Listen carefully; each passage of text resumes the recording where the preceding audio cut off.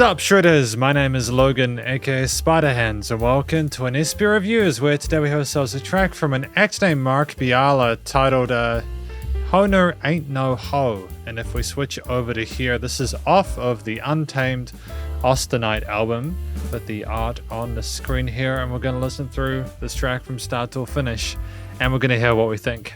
Let's go, let's do it. What do we got? Great sound design, with those synths going left and right like that.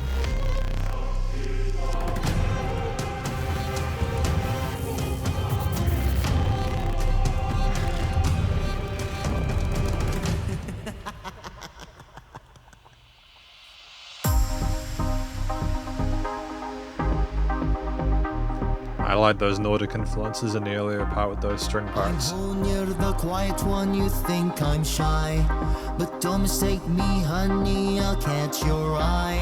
Advisor to the gods, yeah, I hold the king. Wanna know the truth? Let me set you free. Me and Odin, we go way back in time. I'm the one who gave that knowledge shine. With Vili, I shaped mankind, that's right. But don't confuse me with your Friday night. Hoenir ain't no hoe, no. Got me with the glow, whoa. Hoenir ain't no hoe, no. But I'm in the flow, whoa. I roam the I like the range with the vocals in the higher end. Silent smooth, but I can't feel your eyes. Creation was my game, gave humans life, but now I'm feeling cute in this skin tight tribe. You know me from the Lord, don't act surprised. The god of silence, but I'm making noise. My power's subtle, but my love is wild. No mortal man can match my Norse god style. Hoenir ain't no hoe, no. Got me with the glow, whoa. Hoenir ain't no hoe, no. But I'm in the flow, no. No, I didn't make your man stray, let's be clear. But if he's looking, baby, he should stay here. I'm the god who gave your soul a spark, but tonight we'll set fire to the dark. Hoenir ain't no hoe, no. Godly with the glow, whoa, whoa. Hoenir ain't no hoe, no. But I'm in the flow, flow. Hoenir ain't no hoe, no. Got me with the glow, whoa. Hoenir ain't no hoe, no. But I'm in the flow, whoa. Hoenir ain't no hoe, but I got that glow. Hoenir ain't no hoe, let's take it slow. Hoenir ain't no hoe, we got that glow, but I'm still in the flow, yeah, let's go. Okay, I think that's just another addition to a lot of the really interesting singles that I've heard recently. There's been a lot of really great music, and this is no exception. We're going to talk about this track, though, more in the conclusion. Because welcome to the conclusion, my review of this track from an act named Marc Biala off of the Untamed Austenite album, this titled Hoenir Ain't No Hoe. Now, what do I think this track is about? I think it's about Hoenir, which was like a Norse god or something like that. And they talk about, like in the lyrics, how they used to know Odin, and there had been a mistake, advice to the gods and everything like that, with Vili shaping mankind, etc. So they're like one of the people who are like responsible for all of us. But if you see us at the club, you just got to know that I'm no hoe, but if we take it slow, it's basically going to go well. Or, like basically, it's about like not just rushing into something and letting it be like a one night stand. I know that I'm basically a god. I know my own worth, and you've got to basically take it at a level that we're both comfortable with. So I think that's effectively what the track is about. I think the vocals for this they suited that more conversational tone of it. There were some more intense elements, such as the cinematic kind of synths going left and right there, those electronic elements there with the almost Games of Thrones-ish kind of strings there, those more traditional textures. They were very cinematic at the start. But as we went through the track, you had those synth pads, the sequences, the basses, the drums, etc., as well as the anthemic vocals with some really engaging, interesting melodies on top and like in the verse and chorus parts. We had specific ideas for each component, whether it was a verse, a chorus, or an interlude, and we understood how to vary ourselves to keep the expression interesting to listen to, whilst also adding again that sense of catchiness. I like the fact that when we were in the chorus, we went into the upper range. We might have been more conversational in those verse sections because we were telling more of the story that we needed to, and then there might have been a little bit more sort of tension in the interlude for that sort of twist in the tail.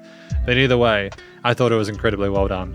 I think there might have been a bit of tuning on the vocals just to kind of add that more sort of electronic vibe to it, but either way, the guy could sing. I liked the head and chest voice, and ultimately it was just a really, really well done track. But at like 3 minutes 13, I feel as if it was really well structured. Again, we had that sort of cinematic sort of interlude thing going on there. I just also want to mention the vocals that we had, the kind of chanting, or I'm not sure how to describe it, like the group of men kind of like chanting or humming there in that interlude section there, almost added a sense of spirituality of it, which was really cool. There's a lot of that kind of stuff in movies and sort of adaptations of the Norse mythology, like Vikings, for example, and stuff like that, as well as other stuff like Game of Thrones and all that. I know they're not entirely related, but my point is we managed to capture, I think, the sounds of that style there in a way that made sense with the lyrics, whilst also including those drums, bass, and sort of synth elements that made it more authentic to the genre.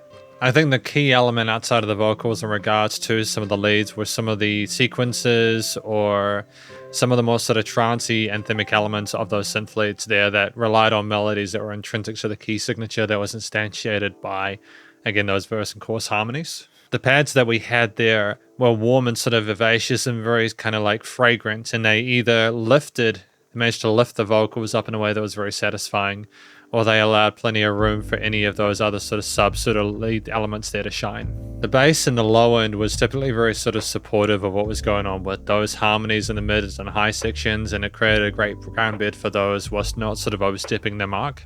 And while there was sort of this dominant quarter note groove with the percussion for a lot of it, there were almost these sort of like bassish kind of pulses going on in some of those verse sections, which were almost kind of like a drum groove and a sort of like almost like an 808 kind of focus there. But when we came into those sort of main sort of chorus sections there, it was just this really beautiful sounding combination of those kicks, snares, and those hi-hats with a glow and a reverb to them, which made them almost sort of, again, kind of mesmerizing.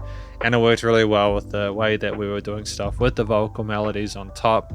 And I just feel like when you combine these different elements, again, as well as like the chanting or the humming of the vocalist in the interlude, plus again those more traditional string instruments at the start, with again the cinematic element almost welcoming you into the room and realizing you're going to be talking to someone really important. It's setting the scene so effectively.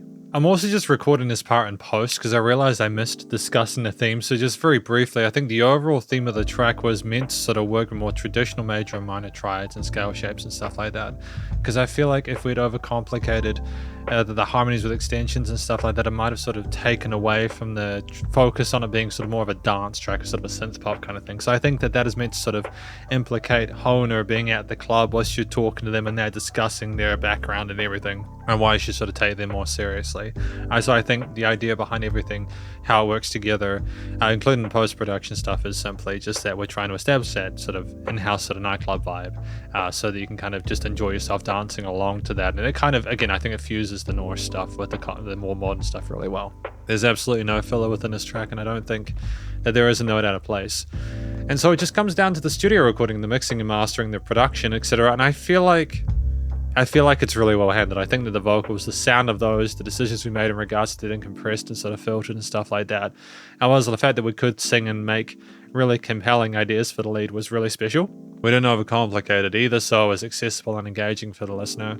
I think that the way that we stacked things within the free spectrum and stereo field were really effective as well. I like the fact that we messed around with the panning of certain elements like those synths at the start going left and right. It just showed a great awareness of being able to play with that, and it makes it more interesting to listen to when you mess with that kind of stuff in a way where it's not too much. I think that the fact that we didn't have the drums all the time allowed for a sense of dynamic range within this piece where it's quite a loud one, but because you have things taken away sometimes, it has room to breathe, so to speak. There's peaks and troughs. But like it was nice and loud without pumping, so the bus compression limiting was handled, and ultimately I just think it was basically commercial grade. It's a really great first impression to Marc Biala's work, so thank you very much for watching my review of this track from an act named Marc Biala titled Hoenir Ain't No Hoe, and hopefully you enjoyed it. If you did, please go show them some love via the various social medias and Spotify page, and stay cool and stay safe, and please remember to support your local musicians and artists at this point in time, as need the help more than ever with all the crazy stuff going on in the world, and I will catch you in the next review. Spiderhands out.